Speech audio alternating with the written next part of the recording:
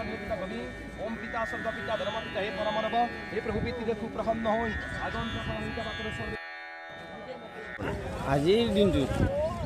তাৰমানে কি আমাৰ অহোক অষ্টমীত আমাৰ প্ৰবাদ এটা আছে কি যে গংগাৰ লগত এই ব্ৰহ্মপুত্ৰৰ এইটো চামিল হয় আৰু মুখ্য প্ৰাপ্তিৰ কাৰণে পিতৃ পিতামহৰ মুখ্য প্ৰাপ্তিৰ কাৰণে আজি আমাৰ এই অহোক অষ্টমীৰ দিনটোত আমাৰ এই পিণ্ডদান কাৰ্যাদি সমাপন কৰা হয় এটি আমাৰ মুখ্য হয় মানে ব্ৰহ্মপুত্ৰ গংগাৰ লগত আজি মিলন হয় একদিনৰ কাৰণে একদিনৰ কাৰণে আৰু অশোকাষ্টমী বুলি কিয় কোৱা আৰু অহোক অষ্টমী মানে এইটো আমাৰ অষ্টমী যিটো এই হেৰি হয় ভীষ্ম অষ্টমী অৰ্থাৎ অশোক অষ্টমী এইটো আমাৰ প্ৰথম এই